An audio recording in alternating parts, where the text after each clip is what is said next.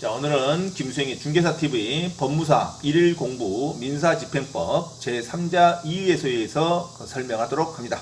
제3자 이의예소란 소송 당사자는 아니지만 이해관계가 있는 정당한 제3자로서 그 관계집행에 대해서 이의를 제기할 수 있는 자격을 갖춘 자를 말합니다. 제3자라는 것은 그 대상물에 대한 물건에 대한 이해관계를 가지는 제3자로서 정당하게 소송에 참가할 수 있는 자격을 제3자 이의소라고 말할 수 있습니다. 자, 그러면 제3자 이의소에 관한 설명으로 말씀드리도록 합니다.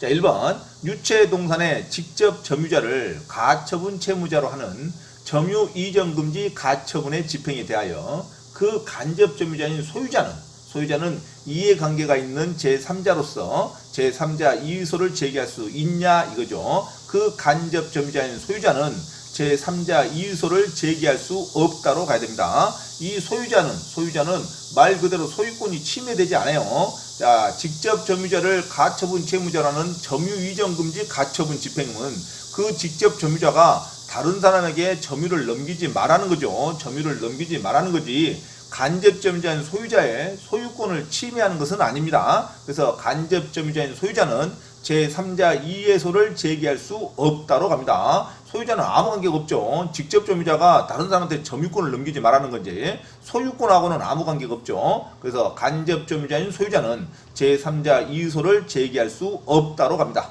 자, 대법원 판례 2000-33010 사건에서 점유 이전 금지 가처분이란 목적물에 대한 채무자의 점유를 풀고 채권자가 위임하는 집행관에게 그 보관을 명하며 집행관은 현상을 변경하지 아니할 것을 조건으로 하여 채무자에게 그 사용을 허가하도록 하는 내용입니다. 채무자가 계속 사용을 할 수 있지만 다른 사람에게 넘기지 마라 이거죠. 현상을 변경하지 아니할 것을 조건으로 채무자에게 그 사용을 허가하도록 하는 내용이 점유 이전 금지 가처분이라는 내용입니다.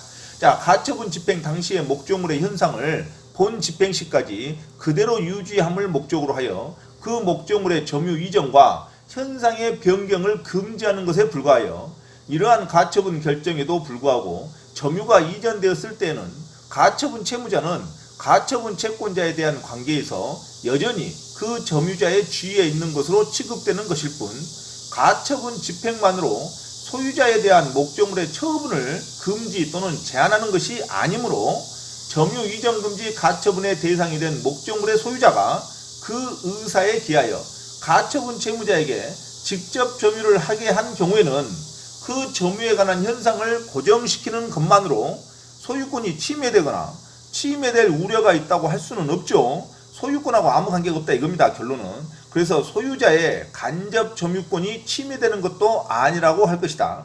따라서 간접 점유자에 불과한 소유자는 직접 점유자를 가처분 채무자로 하는 점유 이전 금지 가처분 집행에 대해서 제3자 이의예소를 제기할 수 없다로 갑니다. 됐죠? 소유자는 제3자 이의예소를 제기할 수 없다. 점유 이전 금지 가처분에 있어서.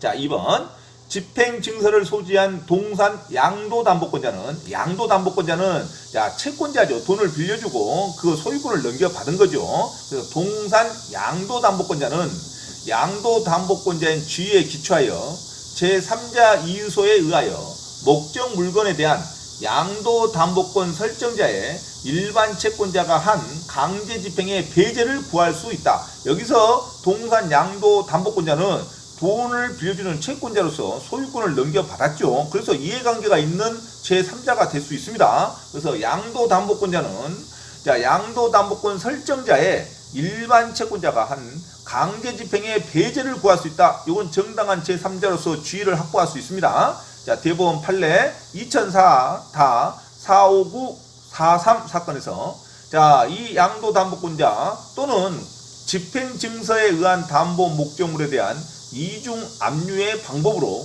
배당 절차에 참가할 수도 있습니다. 양도담보권자는 이중 압류의 방법으로 배당 절차에 참가하여 선행한 동산 압류에 의하여 압류가 경합된 양도담보권 설정자의 일반 채권자에 우선하여 배당을 받을 수도 있다. 그래서 집행증서를 소지했다는 게 중요하죠. 정당한 채무 권원이 있습니다. 집행증서를 소지한 근거가 있다 이거죠. 근거를 확보를 했습니다. 집행증서를 소지한 동산 양도담보권자는 양도담보권자인 주의에 기초하여 제3자 이의소에 의하여 목적 물건에 대한 양도담보권 설정자의 일반 채권자가 한 강제집행의 배제를 구할 수도 있고, 또는 집행증서가 가지고 있으니까 집행증서에 의한 담보 목적물에 대한 이중압류의 방법으로 배당 절차에도 참가할 수 있다 이거죠. 배당 절차에 참가하여 선행한 동산 압류에 대하여 압류가 경합된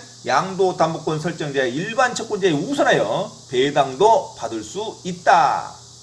자, 3번 가압류 후 강제경매 개시결정 전에, 강제경매 개시결정 전입니다. 강제경매 개시결정 전에 부동산을 양수한 제3취득자의 변제로, 제3취득자가 채무를 변제를 했어요. 변제로 피보전 채권이 소멸한 경우라면 이 제3취득자는 가압류 채권자가 제기한 강제집행에 대하여 제3자 이의소를 당연히 제기할 수 있다고 봐야죠. 왜냐? 제3취득자가 강제경매 개시결정 전에 이미 제3취득자가 변제를 했습니다. 그러니까 이 제3취득자는 제3자 이의소를 제기할 수 있는 당사자 적격을 가질 수 있다. 자, 대법원 판례 81-527 사건에서, 자, 위의 경우 제3취득자는 강제경매 개시결정 전에 양수한 제3취득자는 가압류 채권자에 대한 관계에 있어서도 소유권의 취득으로 대항할 수 있게 되어 가압류 채권자에 의한 강제집행은 결국 채무자 이외의 제3자의 소유물에 대하여 시행된 것이 되어 허용될 수 없다. 즉 제3자 이의소가 가능하다 됐죠. 자, 그런데 강제집행에 대한 제3자 이의소는 집행 목적물에 대하여 채무자 외의 제3자가 소유권 기타 목적물의 양도나 인도를 저지하는 권리를 주장하여 강제집행의 배제를 구하는 것이다. 자, 그 소의 원인이 되는 권리는 집행채권자에게 대항할 수 있는 것이어야만 하는 바, 강제집행 개시 결정 후에 들어오는 제3자는 안됩니다.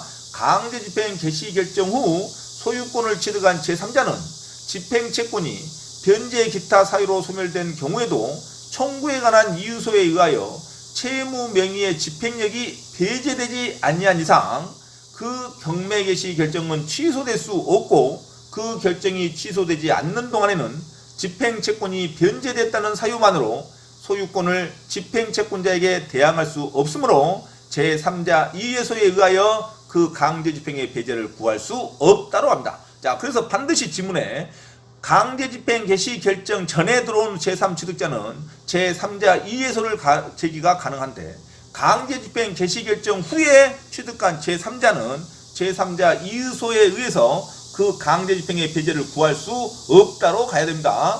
반드시 기준점을 잘 읽어보셔야 돼요. 자, 4번 집행목적물이 집행채무자의 소유에 속하지 아니한 경우에 집행채무자와 사이의 계약관계에 의하여 집행채무자에 대하여 목적물의 반환을 구할 채권적 청구권을 가지고 있는 제3자는, 이 제3자는 이 채무자에게 어떤 의무를 주장할 수, 권리를 주장할 수 있는 채권적 청구권을 가지고 있다 이겁니다. 그 집행에 의한 양도나 인도를 막을 이익이 있으므로 그 채권적 청구권도 제3자 이의소의 이 원인이 될 수 있다고 합니다. 자, 대법원 판례 2012-112381 사건에서 제3자 이의소의 이 원인은 소유권에 한정되는 것이 아니고 집행 목적물의 양도나 인도를 막을 수 있는 권리면 족합니다. 그래서 꼭 소유권에 한정되는 게 아니에요, 제3자 이의소는. 그래서 채권적 청구권을 그 전에 가지고 있는 제3자도 그 채권적 청구권도 제3자 이의소의 원인이 될 수 있다로 가야 됩니다. 집행 목적물이 집행채무자의 소유에 속하지 아니한 경우에 집행채무자와 사이의 계약관계에 의하여 이미 집행채무자에 대하여 목적물의 반환을 구할 어떤 채권적 청구권을 이미 가지고 있는 제3자도 제3자 이의소의 원인이 될 수 있다로 갑니다. 그래서 제3자 이의소의 원인은 소유권에 한정되는 것이 아니고 목적물의 양도나 인도를 막을 수 있는 권리면 충분합니다.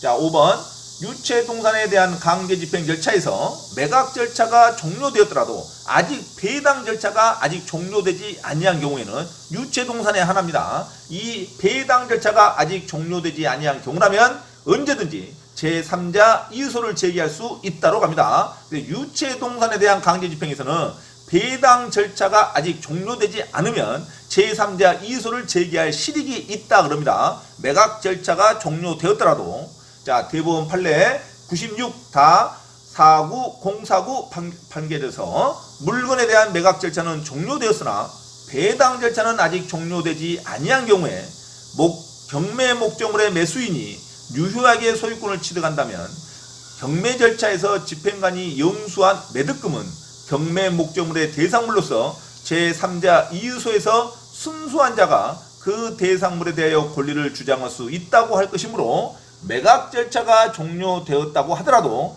배당 절차가 아직 종료되지 않는 이상 제3자 이의소는 여전히 소의 이익이 있다. 의대에서 유체동산에 대한 강제집행에서 물건에 대한 강제집행에서는 매각 절차가 종료되었더라도 배당 절차가 아직 끝나지 않았으면 언제든지 제3자 이의소를 제기할 수 있다로 갑니다. 배당 절차가 종료되지 않는 이상 제3자 이의소는 여전히 소의 이익이 있다로 갑니다. 자, 이렇게 제3자 이의소에서 제3자 이의소라는 것은 정당한 강제집행에 있어서 정당한 이해관계인으로서 제3자로서 그 집행을 배제할 수 있는 게 제3자 이의소인데, 자, 직접 점유자 유체동산의 직접 점유자를 대상으로 하는 점유이전금지 가처분에 있어서는 소유자는 제3자 이의소를 제기할 수 없고, 그죠? 집행증서를 소지한 양도담보권자는 집행증서를 소지했죠. 그러면 제3자로서 일반 채권자가 양도담보 설정자의 일반 채권자가 제기한 강제집행의